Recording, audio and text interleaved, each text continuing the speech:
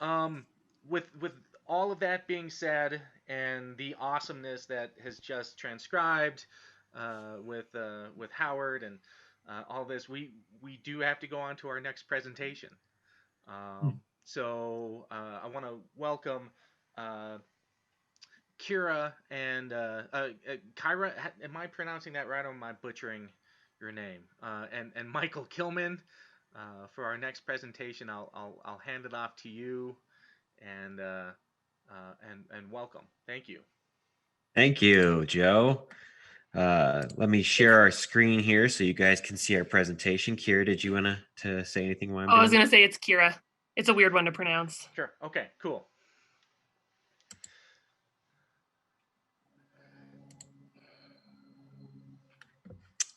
Okay, no, that is not my share screen. Wait, or is it? Are you guys seeing? Okay, cool. Are you Yeah, seeing the presentation? Okay, cool. Cool. All right. So, Kira and I recently finished a book called, well, there's two titles because we did a commercial title and we did a textbook title. The commercial one is due out next month, early next month. But the book focuses on using fictional world building to teach anthropology both to students and to the general public.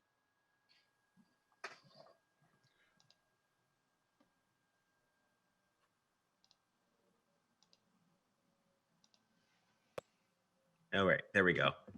Hear me now? yeah. Okay, cool. Our presentation is titled Anthropology and Speculative Fiction in the Classroom and Beyond. One of the things about anthropology is that in a lot of ways it is kind of like exploring another reality. And, you know, a lot of what we're concerned about within anthropology is other ways of knowing or other ways of being or speculating about the past or the future or the present. And across cultures and across multiple different identities and dimensions of experience and everything. And in a lot of ways, history is an imagined past, right? We can't actually go to history, so we have to imagine it. And that imagining is influenced by the conditions of our life, by our culture that we're in, the kinds of narratives that our culture tells us about the way things are to be in the world, before we're even born. And so history itself is an engagement of the imagination.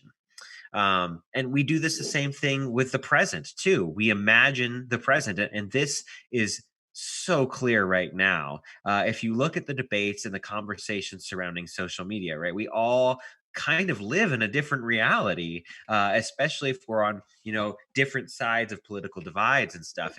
We have this very interesting experience of like, well, how could they possibly think that? And then if you go to social media pages that follow the opposite views of you, you see that they really do kind of have a different reality in a lot of ways. And this is true across many cultures.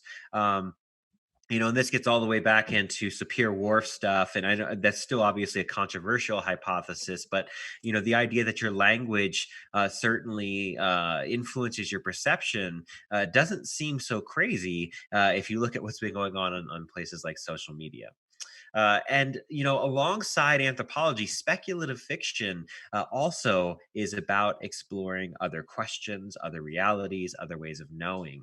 And so about a year ago, I approached Kira asking her if she'd like to collaborate on a book about building fictional worlds to try to teach our classes in a different method. And Kira has proven to be an absolutely wonderful partner.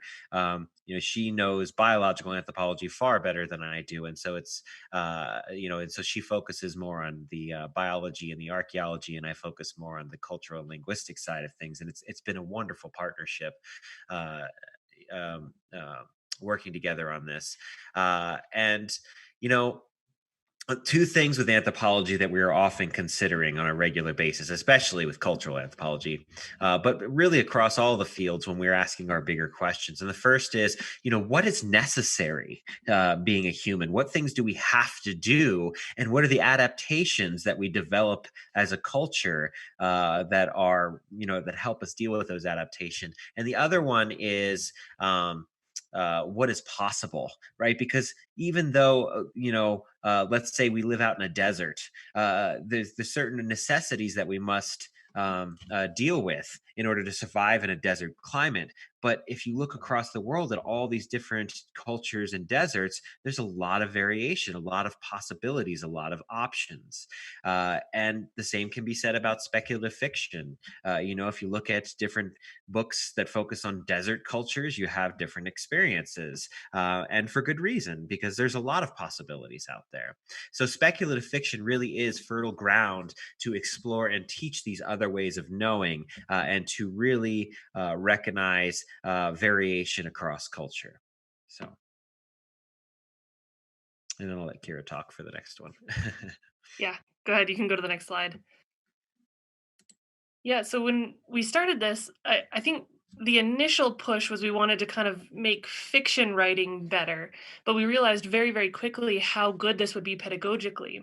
Because especially right now, this is a fraught time to be teaching anthropology.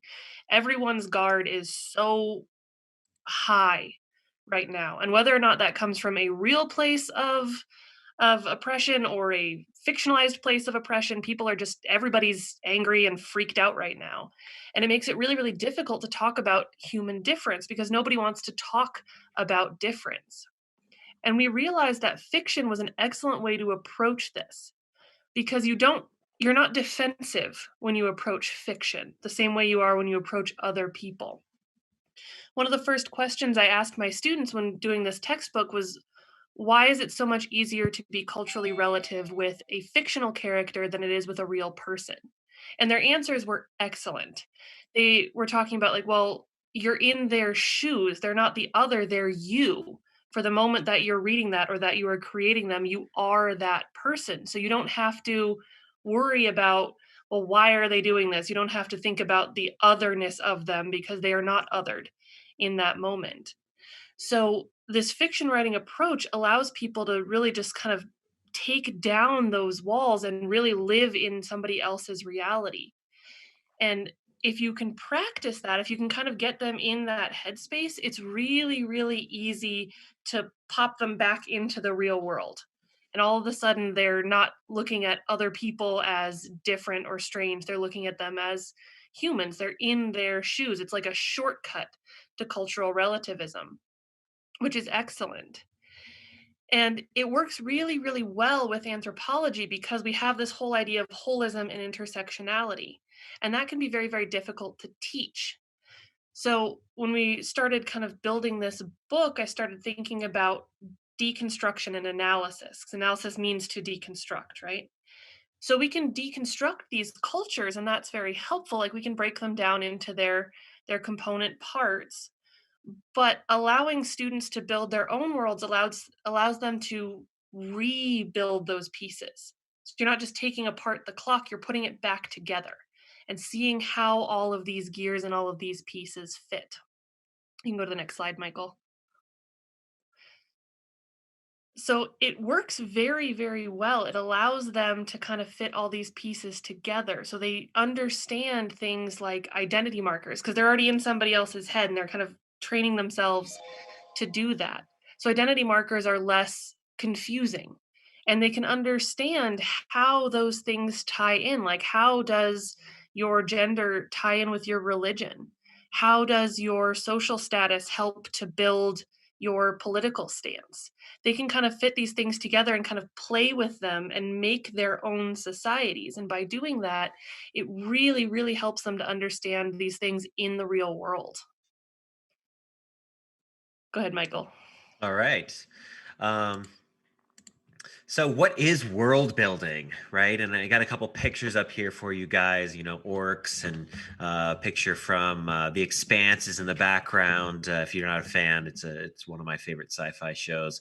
But But world building is the construction of a fictional world, and it's not something new. I mean, world building is much discussed across social media and Reddit, and long, long before we had the internet. People were discussing about how interesting is this particular world and what works and what doesn't. Um, and building an authentic fictional world, like one that really makes sense, requires a lot of examination of the structures of real world cultures.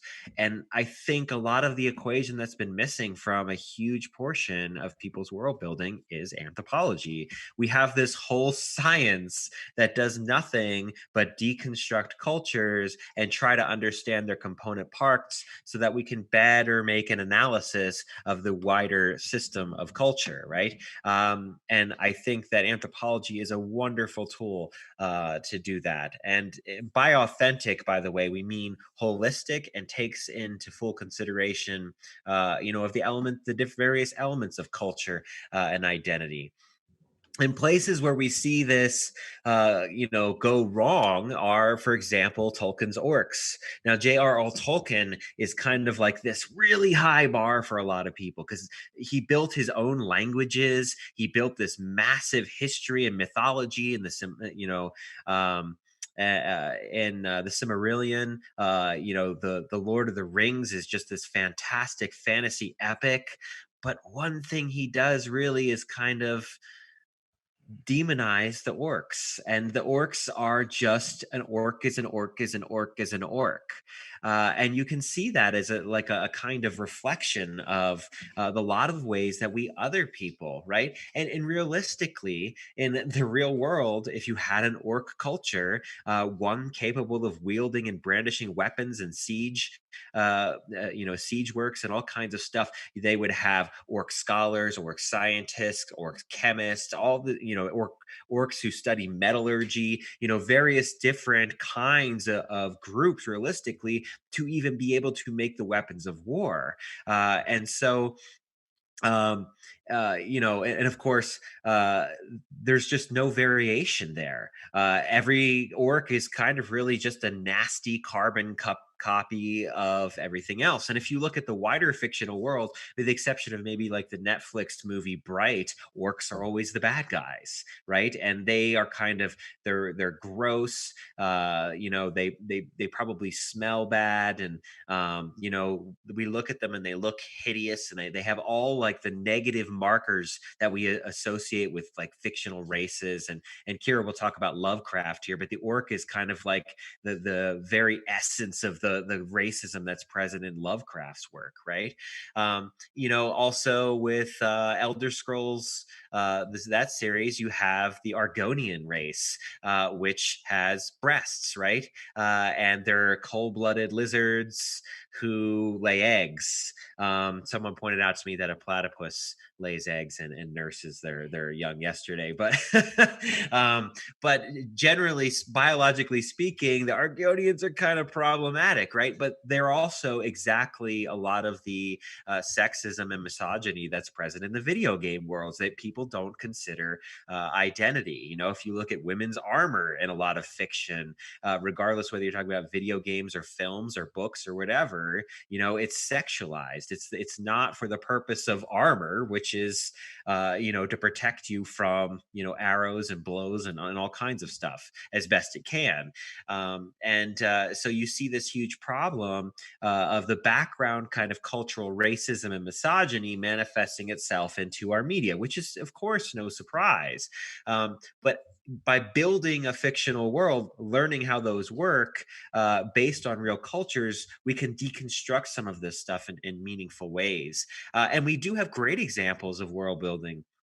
The Expanse series, both the books and the shows, does a absolutely fantastic job of of showing the costs of technology and the lack of access and inequality and and the various kind of third world versus first world stuff going on between in the expanse. There's Earth at conflict, Mars, and the asteroid belt. And the asteroid belt is kind of a third world country, whereas Mars is kind of an up and coming country, and Earth, of course, is the more powerful, dominant thing. But Earth has got its own very serious inequality problems with 20 billion people and all kinds of stuff. So you've got all kinds of stuff going on, and the Expanse does a really good job of highlighting very numerous cultural conflicts.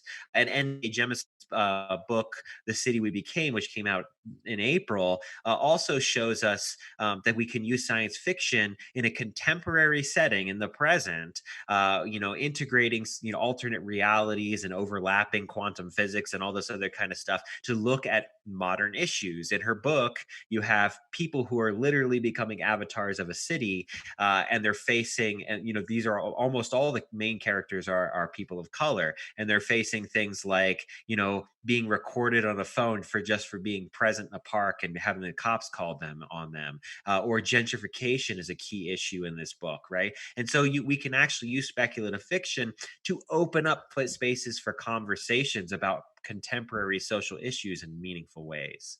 So, all right, Kyra. Yeah, and this problem, this like I guess whitewashing in sci-fi it's been around forever, not so speculative fiction, so sci-fi and fantasy. And we see this going all the way back to the beginning. So not only do you only see generally white men in the stories, I'll talk about that in a second, but the field is dominated by white male creators as well.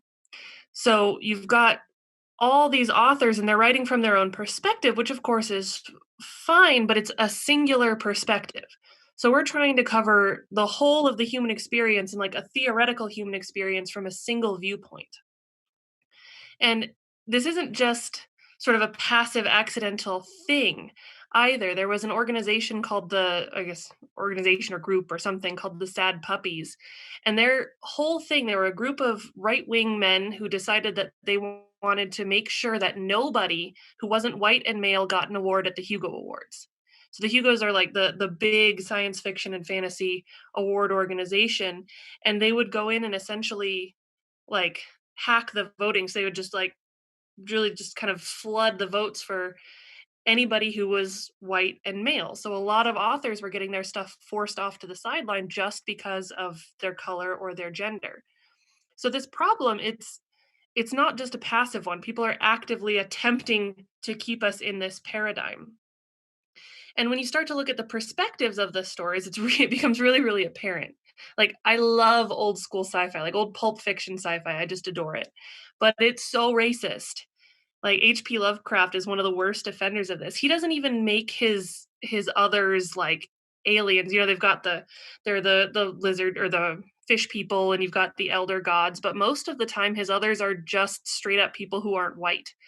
And not even just not white, like what he believes is not white. So like the horror at Red Hook, it's a terrible, terrible story. The whole horror there is that people are breeding between races. It's the whole problem. There's some like elder god stuff happening, but really miscegenation is the horror. And he just straight up went with this theme, and other people kind of veiled it slightly, but not really very much.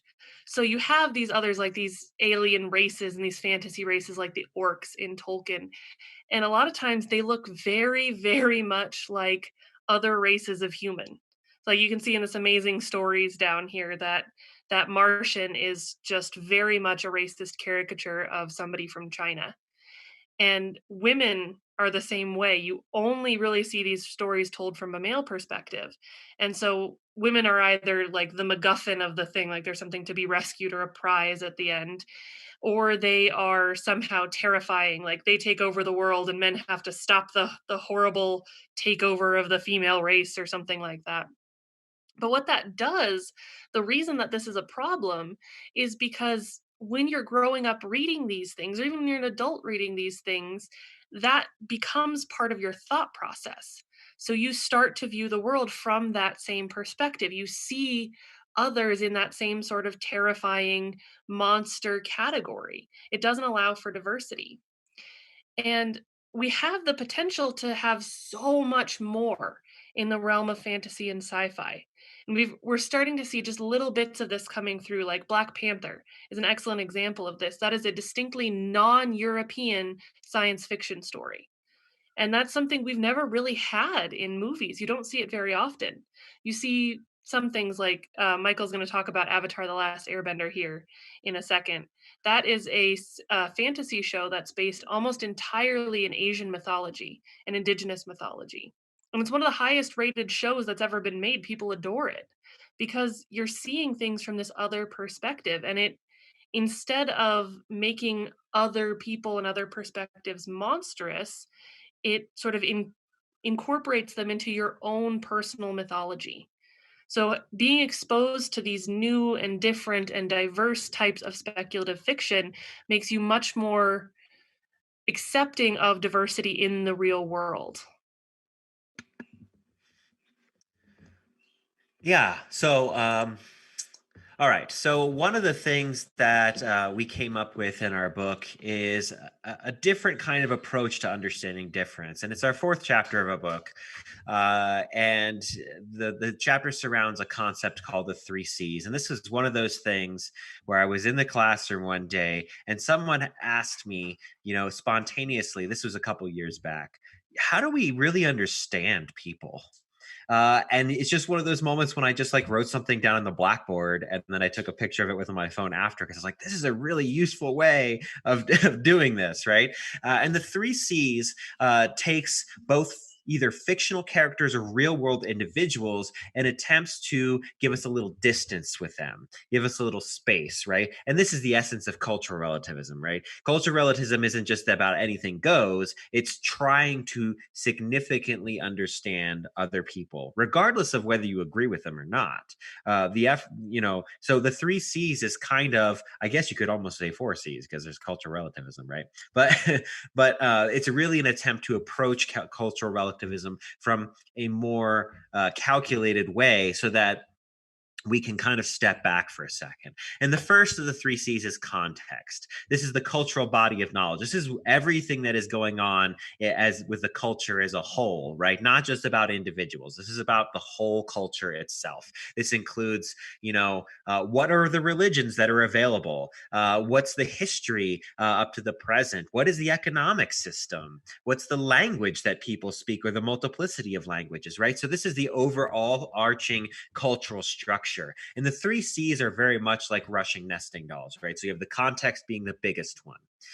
The second one is conditions, and this is the conditions of the individual's life within that cultural system. So this is going to include, what is their particular social status? What is their ethnicity or their gender? What accent do they have? Right? Because we all know that there's accent bias. If you someone for the Southern accent, for example, we consider them stupid right off the bat, right? Versus someone who has, a British accent. They sound very proper and prim and intelligent, right? And those, that's a part of the context is the cultural interpretation of those things, and the conditions is the individual's own accent and their experience because of that accent, right? And this includes what religion they select, all this stuff, right? So before a person can even get to the third C, their choices, they have a contextual life within their culture, the conditions that they personally experience within their culture, and then they have agency, right? And agency isn't just we get to choose whatever we want. It's what is the system that we make choices in. We have to consider those limitations. How much power do those people have to make real choices in their society if they have no income, if they're living paycheck to paycheck? Or conversely, if they're a billionaire, they have a lot more agency, right? So if you really want to understand someone, you have to understand their historical and their cultural context first. then what is their individual conditions of their life? What have they experienced, experience that have driven them to come to their the conclusions that they have? And then perhaps you can understand their choices. And this is also a really great way to build characters, is understanding the wider cultural sphere that they're in, including the physical environment and the cultural adaptations, especially if you're dealing with aliens or other creatures like elves or orcs or goblins or something like that, or gnomes. And then you can understand their particular choices. And Avatar: The Last Airbender is a wonderful example. Now, they do have a mad kind of cackling villain in the Fire Lord, right? He's kind of this obscure figure who you only really meet towards the end of the story. And really what he is just a representation of the entire colonial system, the Fire Nation. So the basic story is this. You have 4 nations, and each of these nations have certain individuals within them who have magic powers. Those magic powers is a kind of form of martial arts that allows them to control one of 4 elements: fire, earth, air, and water.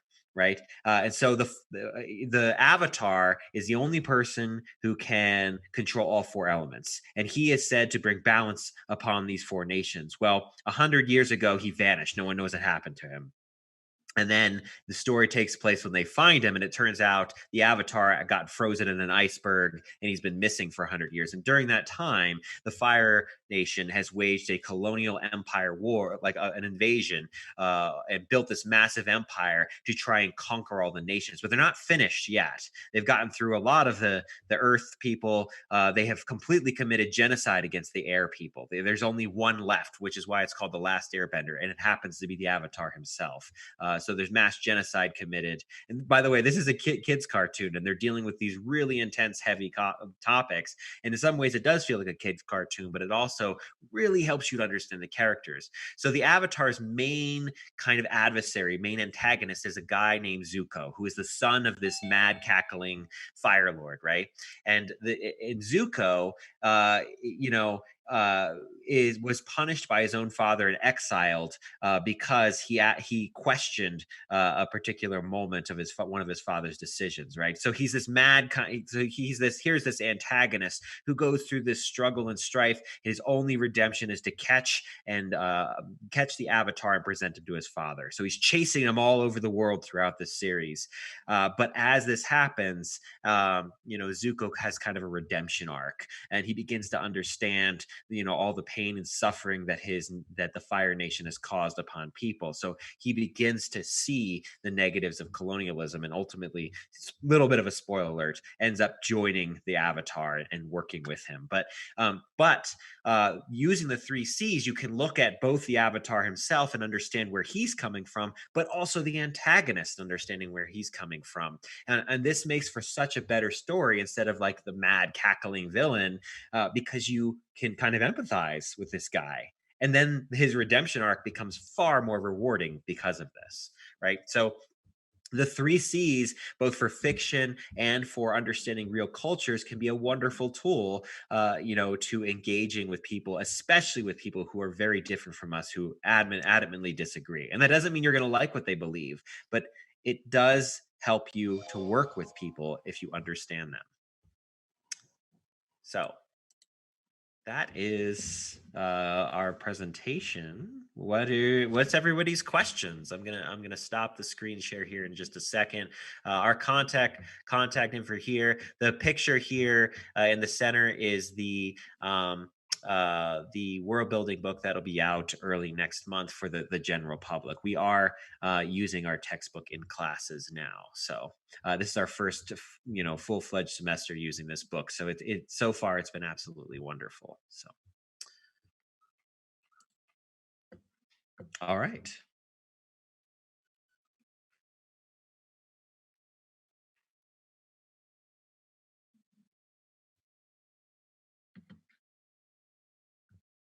As a huge sci-fi nerd myself, that I love what you're doing, and Kyra, you two have come up with some awesome concepts, I think, about understanding how culture can be, and I think the interesting thing is, because I love science fiction and I love this kind of stuff, is understanding that these fictional cultures can help us understand real culture, and can help us, take an approach that is non-biased, and I think that's so very important. I was reminded of one of my favorite uh, anthropologists in Joseph Campbell, and the Hero with a Thousand Faces, his famous book. And then I was thinking about Star Wars, which I'm a huge Star Wars nerd as well, and how Lucas drew from the Hero with a Thousand Faces, already taking in some of that, the anthropological process, which is why I think Star Wars has been so successful, but also has its obvious issues, especially when it comes to equal representation. You watch the original trilogy, and you've got like Princess Leia, and that's pretty much it.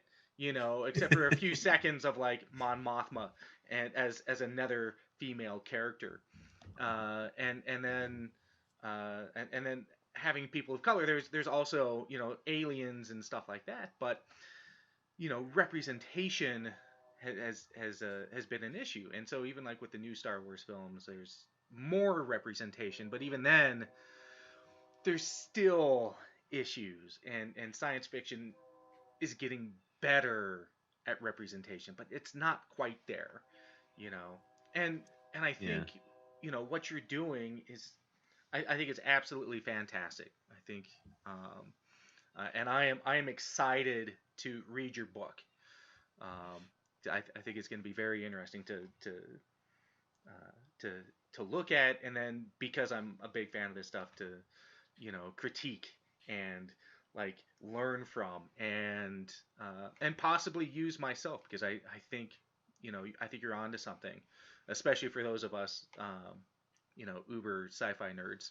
So I just want to say thank you. I thought that was a great presentation. There's definitely some good stuff that you're onto, and I think it's a great way of explaining things, and even using as examples of how previous sci-fi writers have used cultural uh, cultures as a means to describe something in that sci-fi venue. So yeah, Yeah. cool. Thank you so much. That was great. Yeah, and of course, I kind of have to pay a little tribute to Ursula K. Le Guin because, the great daughter anthropologist herself and daughter of Kroeber, the K in her name, who has just written such amazing science fiction.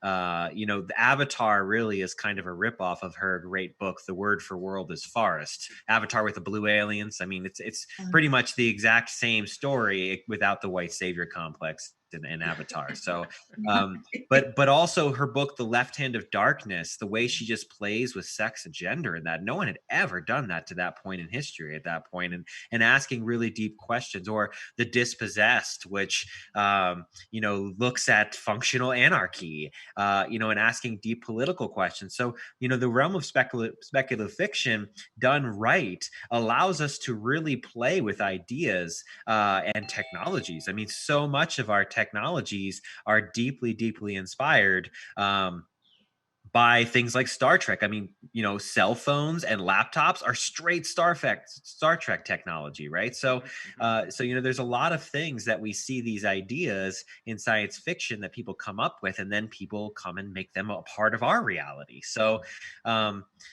it's just so important to consider. And the other thing here too, and this is a point I really like to drive home, is, well, why should we care about diversity? Well, the reality of the fact is that if we look at the history of the world's great technological and artistic and scientific revolutions, those are in spaces where there was in the center of empires, where there's this great diversity of thought and experience, right? And so having more diverse science fiction or diverse fantasy or diverse video games is going to foster the possibility for more collaboration, for more ideas, and for more problem solving, around the world. Because if we just take the European approach and that's it, we are we are ignoring vast amounts of treasures of human knowledge that are all over the globe in all corners of the human experience. And we need to consider those, especially with all the major crises we're facing as a species. We have to get together. We have to work together.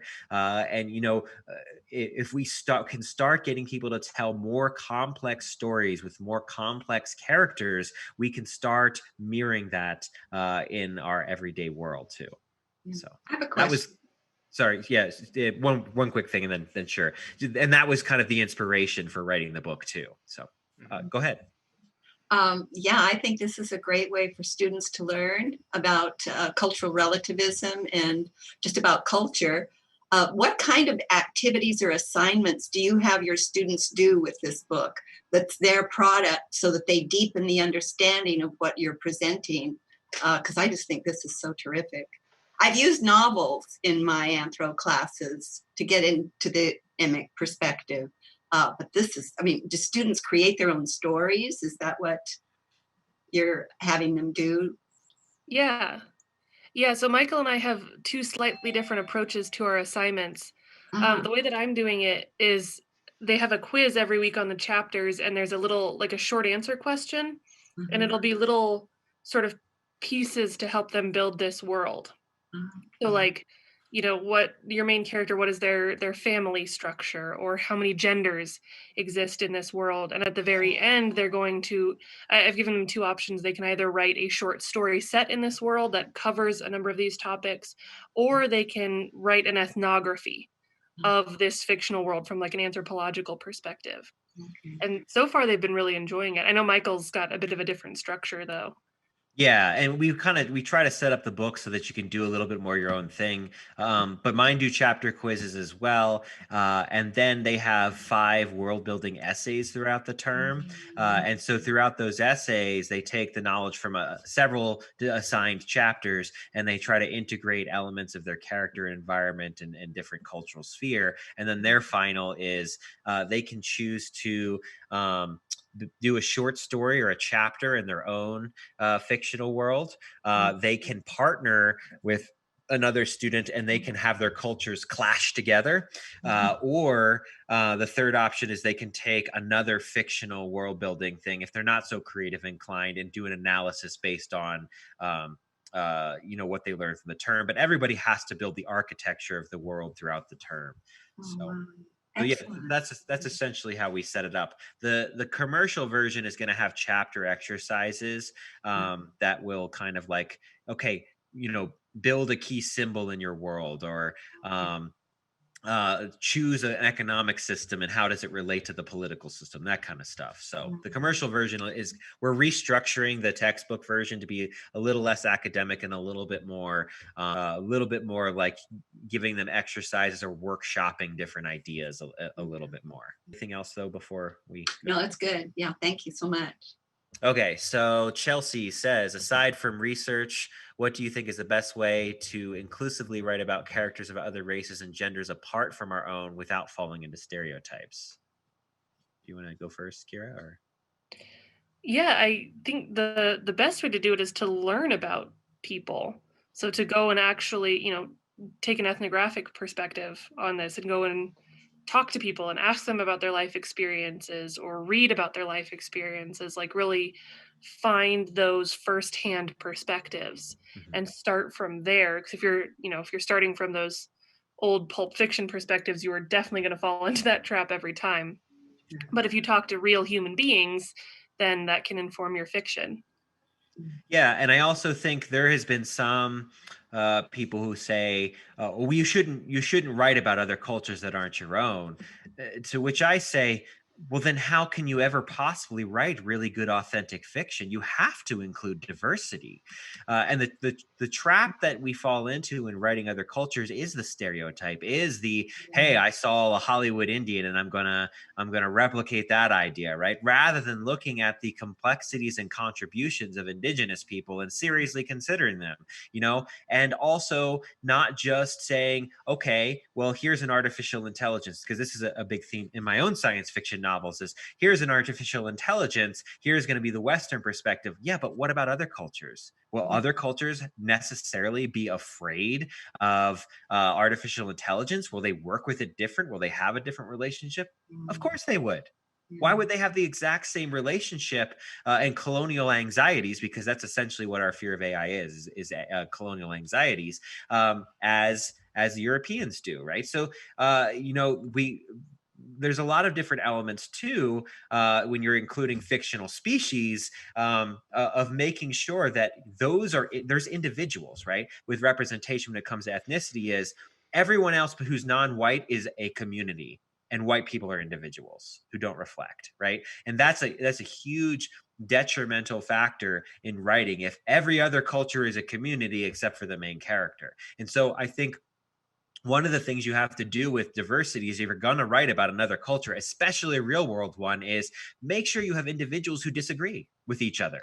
Make sure that their experiences and their conditions differ, right? If you're going to have like a futuristic Native American tribe, make sure you're A, doing research into their current thing, and B, not make them all cookie cutter stereotypes, right? They're going to be, you want to make them as authentic, realistic people, considering,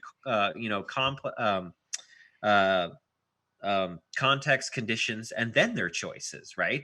In the real world, there are Native Americans who deeply care about their spirituality, but they're also atheists, right? Or they're also Christians. They're also Muslim Native Americans. I've met Buddhist Native Americans.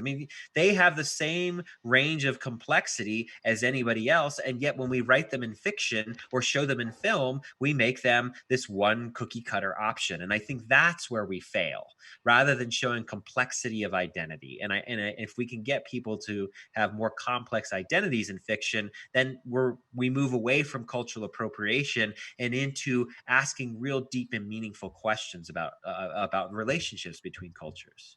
So, could I make a comment? Sure. I'm Howard. I'm trying to think. A lot of groups who have a long history of being stereotyped, and some terrible action based on those stereotypes, being murdered and this sort of thing, often defensively sort of circle their wagons, as it were, and say, as a way of reclaiming our own agency, only we are now allowed to write about ourselves, because anybody else from the outside will distort us as we have been distorted ourselves. And so you have this paradox, which everybody can understand psychologically, is that if we're going to be stereotyped, only we can stereotype ourselves. So we will tell you how you can view our tribe, our pueblo, our group, and it takes a lot of give and take for people to feel safe enough to have a diversity of views of this group that has been stereotyped to death. I wrote a poem about several years ago, based on some presentations at High Plains, where a lot of American Indians have had toxic radioactive terrible stuff stored on their land, or their fishing waters contaminated. And I have written a poem imagining myself into the world of where my waters have been poisoned, and my land, I'm in exile in my own land. And it's been controversial as to whether I, as this Jewish so-called white outsider, have any right whatsoever to talk about other people's experiences of being poisoned. And I think that from my own experience as applied anthropologist and group facilitator, it's not a game of either or, but discussing it and say how is this possible? Can it be possible? Is there a way of representation without appropriation, without stereotyping? Um, uh, all of the words that we use from, let's say, even from cultural relativism, have been ended up being used as sledgehammers against people. That uh, we know what American Indians are, we know what Asians are, and is there a way to have conversations with people who feel that they're being robbed rather than simply imagined in a different way? I think that's why it's so absolutely vital to make a space for diversity within the creation of Yes, these yes, speculative yes. worlds. Because if it's all coming from one perspective, there's a possibility that you as an outsider for that culture are never going to get it right. So it's very possible. It's super easy to do that. So you have to allow for, like I said, make a space for people to write about their own cultures and their own cultural perspective.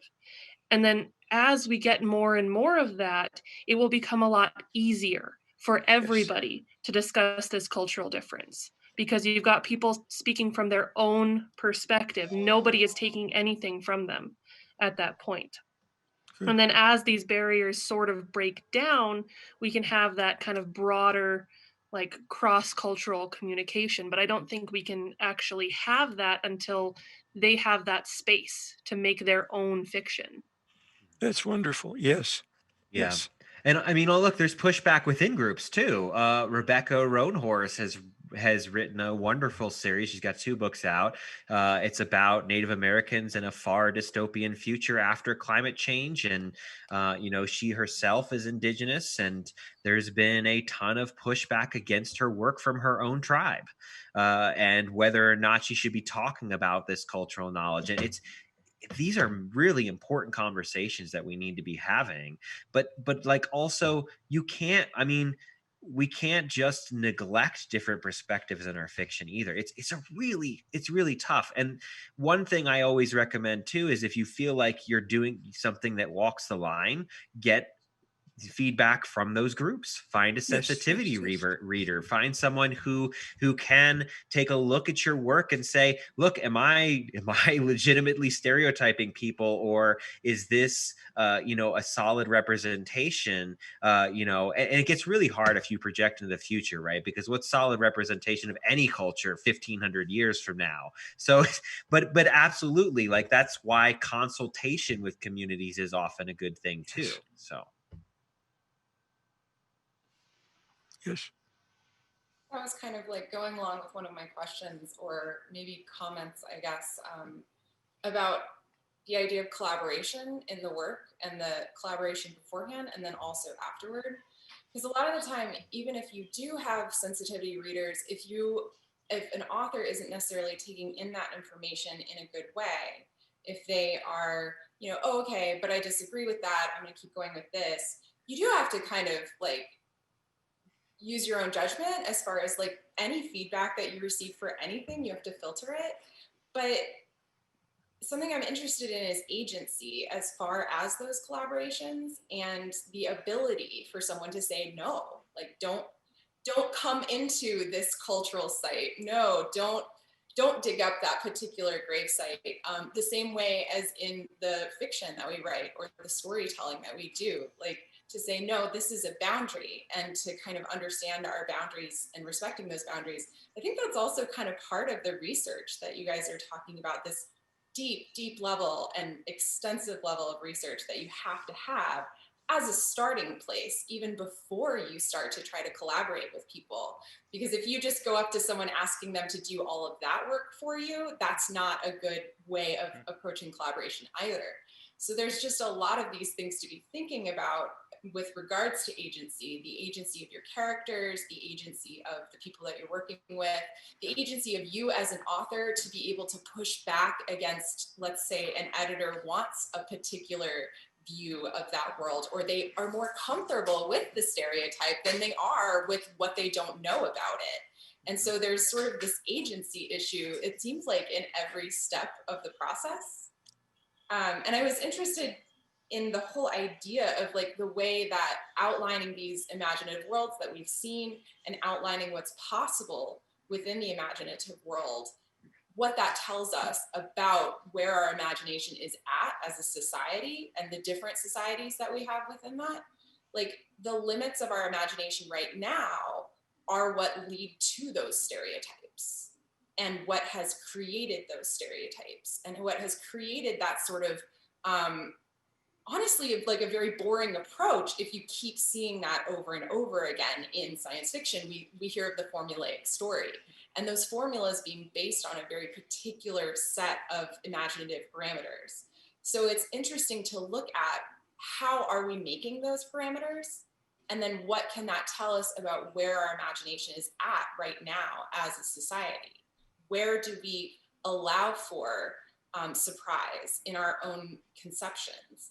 And what would it look like, for instance, if we mapped something using a completely different mapping system, or if we even looked at the structure of a book, maybe this sort of typical forward moving and then even arc of a conflict and then the denouement. And if you looked at it in a different cultural perspective of storytelling, like a sort of looping or organic story structure, what would that look like? So I think like delineating what we have done and what's possible in the medium is sort of the way that we can unlock our own imaginations, which lets in those things that we don't realize that we don't know. One thing that I did want to kind of maybe add to on the like writing about people that you don't know, because it comes up a lot in my classes when I'm teaching poetry, and it comes up a lot in my life being a Native person, is to not talk about us like we're not in the room. So like when I hear things like, oh, like Native American peoples or American Indians, and I'm like, yeah, I know what we're talking about, but we're also potentially in the room with you. Thinking about that in terms of your audience as an author can also just be a really useful, I mean, it's a useful thing for revision in general to think about the different types of audiences who will be reading it. That way you think about things like inside or outsider language, and you might use one or the other at any given time. Like you need to know what your opportunities are as a writer in those choices. But to also think about impacts in terms of like, if you're reading a story aloud that is about police brutality, for example, but you're writing it kind of for like an audience that is not experiencing that police brutality at that high rate, you know, read the room kind of, and what does that room look like for your stories, and how can you expand who you imagine to be in the room, or how can you acknowledge who isn't necessarily always in the room with you, but thinking about kind of those relationships as a relationship of agency as well, that your audience has the agency of being seen, that they should. So, but I just love this idea of like what we can understand about how our imaginations have been limited. And that's happened like a lot outside of our own control, given the sort of socialization that we experience. What has been the limits on our imagination of that? And even on the way that we think about telling stories, like the idea of extinction, is that a colonial concept? And so looking at the words that we're using and the techniques that we're using, which of those can we start to kind of shift? We won't know where those opportunities are until we can kind of delineate the boundaries that have happened already. and kind of get at the bottom of like, why do we think that why do we even have this hero's arc overtaking so much? And is that necessarily a human thing, or is it a very specific part of human society that had that as a predominant idea? So I just think this is like a great area to go into, because you can also kind of check up on yourself on why are these the things that my brain is going to, and can I challenge myself further? Absolutely. Wonderful comments. Thank you. I had kind of a thought in, reflecting on Lovecraft and seeing it as a valuable teaching tool for myself as I, developed as an anthropologist and got to see what phrenology and old-timey ethnology was in cultural context, in societal contexts, and how those ideas, as you read a Lovecraft story, you see how structures of power are established and reified, and how these taken for granted ideas of the time are kind of put into consequence-filled action. And then also with, old-timey science fiction in general, you see sort of the necessity for the feminist turn in anthropology, where you have a whole generation of men writing female characters based on their perception of understanding human nature, and the necessity to rewrite that whole era of, human introspection. And so I feel like they're both very powerful, educational tools to show where we've come and where we could slide back to if we're not careful. Yeah, Awesome. Absolutely. Have you guys, I'm curious to see what the conversation has been with, writers of fiction and the conversations they're having about these topics, and how those two kind of come together, how the conversations you have bringing anthropology into it are combining with the conversations going on in literary criticism and in the fictional space. I mean, we haven't really opened up to literary space yet, just because we haven't published our book in the commercial space yet. So I think that's kind of going to be an interesting conversation to consider for sure. I do a lot of cons, well, when we're not, all isolated from COVID, but I try to do anywhere from 4 to 6 Comic-Cons a year. And I have done panels on anthropology and world building in several spaces. And I think so far what I've seen is just a lot of the mistakes that people make is they just legitimately don't know. They just have never thought about it before. They're just, we all have tunnel vision. We all have bias. And I grew up in a very kind of conservative setting, in a very segregated area of Philadelphia. And there was a lot of things when I moved out of that space that I was like, oh, that's a thing.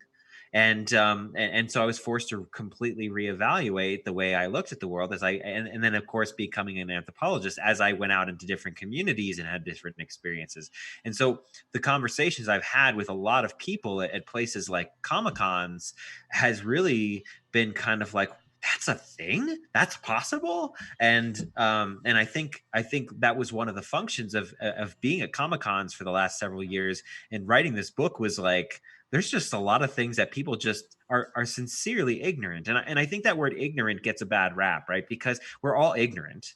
The difference between sincere ignorance and curiosity and this wonderful process of discovery versus willful ignorance and doubling down when you're exposed to new ideas is important to highlight, right? Because a huge portion of people, they have their biases, but they're a lot more open to new ideas and concepts if you present them in a digestible way than, if you just, say, well, you can't say that particular thing. People say, why not freedom of speech, right? I mean, they just double down and they clam up. And so I think that's a lot of what we're trying to do here, is say, look, there are these other things that you may not never have considered, these wonderful, interesting elements and possibilities of being human. And let's look at those things and let's consider them before we sit down and, write another whole tropey kind of formulaic piece of fiction. And those have their place too, for sure. But this really, what we were trying to do is, let's explore ideas. Let's see what's possible, and let's see how real cultures work. And that's really kind of the crux of it. So yeah, and just to add to what you were saying a little bit, like Kenzie was saying about who's in the room with you, a lot of people don't know who's in the room with them. They don't know about Indigenous cultures. They don't know about other genders. They don't know about anything but their own experience. And what we were hoping to do was kind of show people that expanded world, like, hey, there are other people in the world, even if you don't know it.